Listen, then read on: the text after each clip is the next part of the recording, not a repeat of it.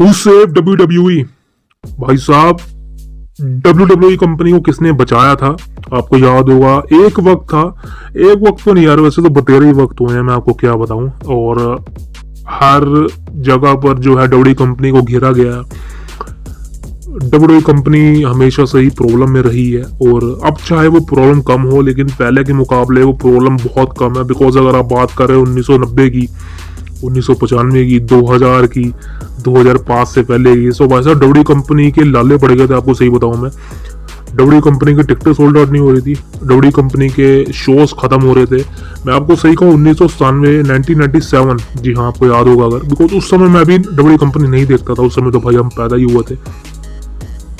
लेकिन 1997 का समय वो था जब WWE कंपनी के अंदर बहुत बड़े बड़े सुपरस्टार्स थे, जैसे कि the Undertaker, Shawn Michaels, triple H, Chyna, Edge, मतलब यंग टैलेंट थे। लेकिन देखा जाए तो उस समय ये सारे टैलेंट थे, और लेकिन उस समय चीज़ें इतनी हाइप नहीं हो रही थी, बिकॉज कोई बहुत बड़ा मेजर अट्रैक्शन नहीं था। बिकॉज आज के समय में अगर आप देखते हैं, रोमन रिंग्स है, सेथ रोलिंस है, the best in world CM पंक भी आ चुका है, ब्रॉक लेसनर है, लेकिन ये वो बंदे हैं जो कि फिक्स है कि हाँ WWE कंपनी में है। लेकिन अगर मैंने आपको कहा ना कि CM पंक एक ऐसी शेडो है, एक ऐसा पावरफुल वो चीज है जो कि अपने दम पे सबकी जगह ले सकता है।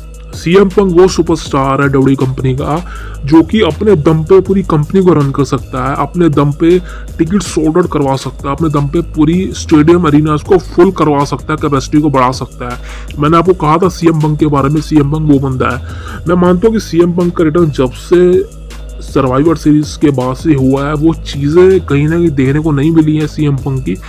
लेकिन आप विश्वास रखिए, बिकॉज CM पंक को मैंने शुरू से फॉलो किया है, और मैं ये नहीं कह रहा हूँ कि CM पंक वही बंदा है, बदलाव है उसके अंदर। लेकिन ये मत भूलिए कि बदलाव होता है लेकिन चीज़ें वही रहती हैं। मैं पर्सनली देखना चाहता हूँ CM पंक का वो हील टर्न, वो तमाम प्रोमोस, और खासकर पाइप बॉम्ब्स, बिकॉज उसके लिए मैं काफ़ी ज़्यादा एक्साइटेड हूँ, और पर्सनली मैं देखना चाहता हूँ वो चीज़ें। और आप भी CM पंक के वो तमाम चीज़ें देखना चाहते हो जिसके बारे में ऑलरेडी बात कर चुका है।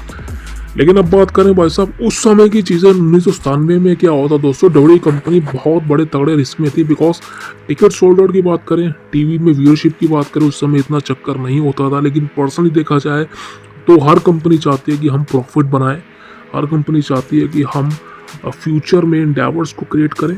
और WWE कंपनी और विंस मैकमैन हमेशा से एक बिजनेस माइंडेड बंदे थे, और विंस मैकमैन की चीज़ें क्लियर थी कि उसको ज़्यादा से ज़्यादा बिजनेस बटोरना है और ज़्यादा से ज़्यादा नए नए सुपरस्टार्स को साइन करना है।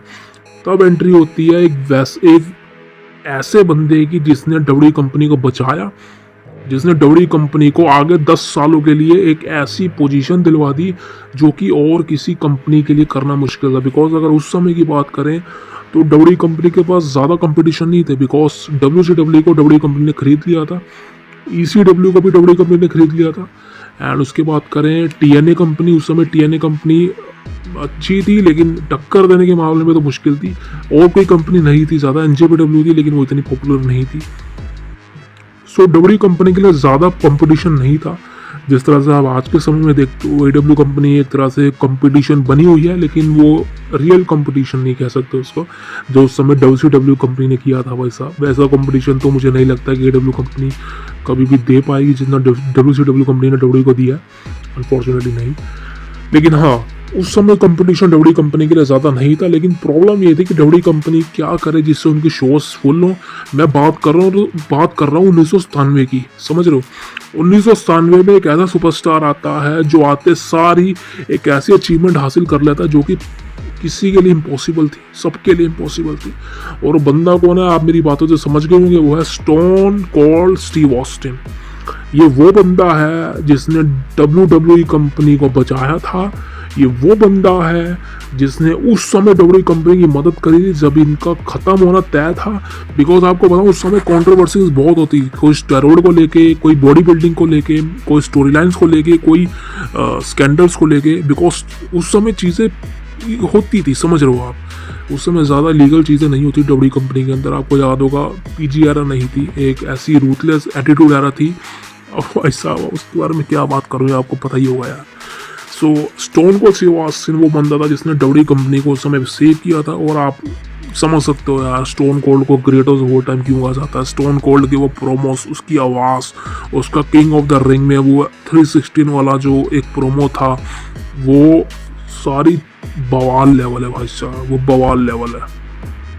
स्टोन कोल्ड वो बंदा है जो कि अपने दम पे, मैं कहता हूँ ना, स्टोन कोल्ड और सीएम पंक ये दो ऐसे बंदे हैं जो कि अपने दम पे कुछ भी कर सकते हैं। स्टोन कोल्ड वो बंदा है जिसने अपने करियर में बहुत कुछ अचीव किया है। स्टोन कोल्ड का करियर की बात करूँ तो 1997 से लेके 2003 तक स्टोन कोल्ड का इन रिंग कॉम्पिटिशन था।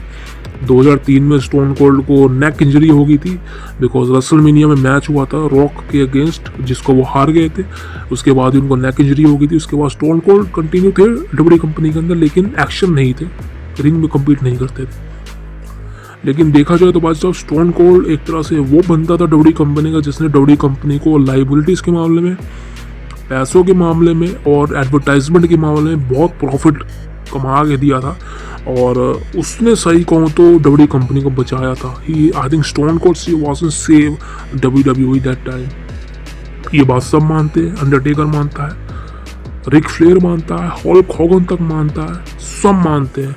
बिकॉज 1997 से 2000 ये 3 साल ऐसे थे जो कि डब्ल्यूडब्ल्यूई कंपनी के लिए बहुत अहम साबित होते थे। बिकॉज 2000 वो साल था जब 19वीं सेंचुरी ख़त्म हो चुकी थी और 2000 के बाद जो WWF थी यानी कि वर्ल्ड रेसलिंग फेडरेशन थी, उस समय फेडरेशन हटा के एंटरटेनमेंट कर दिया था। उसके बाद नए सुपरस्टार भी आ गए थे, आपको याद होगा, ब्रॉक लेसनर, सब कुछ। एंड लेकिन उस वक्त स्टोन कोल्ड ने जो काम कर दिया था कोई नहीं कर पाया। स्टोन कोल्ड के अचीवमेंट आपको गिना हो तो स्टोन कोल्ड स्टीव ऑस्टिन करीबन 7 से 8 बार वर्ल्ड चैंपियन बना हुआ है। और वो एक ऐसा सुपरस्टार है जो कि रॉयल रंबल को 3 बार जीता हुआ है भाई साहब। स्टोन कोल्ड के अलावा कोई ऐसा बंदा नहीं है जितने रॉयल रंबल को 3 बार जीता हो। 2 बार तो सभी ने जीता हुआ है, लेकिन 3 बार कोई भी नहीं है जितने रॉयल रंबल जीता हो। तो stone cold is a one man who won the royal rumble for 3 times. इस चीज़ से समझ सकते हो कि स्टोन कोल्ड की फैन फॉलोइंग कितनी थी। और स्टोन कोल्ड का वो मैच रेसलमेनिया 38 के अंदर जो उनका रिटर्निंग मैच था अगेंस्ट केविन ओवेंस, समझ सकते हो कितना बेस्ट मैच था। और बहुत से लोग कह रहे थे वाहियात मैच है, अब इससे बढ़िया मैच क्या लोगे यार। बंदे ने अपना इतने सालों बाद रिटर्न किया इन रिंग के अंदर और रेसलमेनिया में मैच दिया जो मैं डैलस टेक्सास के अंदर, आप उसको वर्थलेस मैच किया और शर्म आनी चाहिए आप। Stone cold Steve Austin is a perfect man और उसने जिस तरह से एक कमाल का मैच दिया मेरे अकॉर्डिंग तो भाई साहब one of the best match था स्टोन कोल्ड का। एंड पर्सनली आप भी बताइए वो मैच कैसा लगा था। लेकिन देखा जाए स्टोन कोल्ड हमेशा से वो बंदा लाया जिसने डब्ल्यूडब्ल्यूई कंपनी के लिए तमाम रिस्क लिए हैं, तमाम चीज़ें करी है। और बियर सेलिब्रेशन तो आप जानते ही हैं। सो सब मानते हैं स्टोन कोल्ड या वो अचीवमेंट्स जो कि डब्ल्यूडब्ल्यूई कंपनी के लिए थी, सब मानते हैं उसके लिए वो करिस्मेटिक थिंग्स जो कि उसने परफॉर्म करी थी एक वक्त पर। और इसी बंदे ने जो है डब्ल्यूडब्ल्यूई कंपनी को सेव किया था, जो कि बहुत बड़ी बात है। बिकॉज ये बात सब मानते हैं। और विंस मैकमैन और स्टोन कोल्ड हमेशा से वो बंदे हैं जिसने एक दूसरे की टांग खींची है, एक दूसरे की ली है, जमकर ली है। सो आप समझ सकते हो। सो ये चीज़ें काफ़ी मैटर करती हैं यार। अगर आप एक बहुत बड़ी कंपनी में काम करते हो, ये चीज़ें काफ़ी मैटर करती हैं। जब आपको पता है कि बात साहब हम ऐसी कंपनी में काम करते हैं जिसकी लाइबिलिटीज़ काफ़ी हाई है, स्टेक्स काफ़ी हाई है, शेयर्स काफ़ी हाई है और जिसको लोग देखना पसंद करते हैं। और WWE कंपनी उन्हीं कंपनियों में से एक है बिकॉज WWE कंपनी ने हमेशा से अपने स्टॉक को हाई रखा है।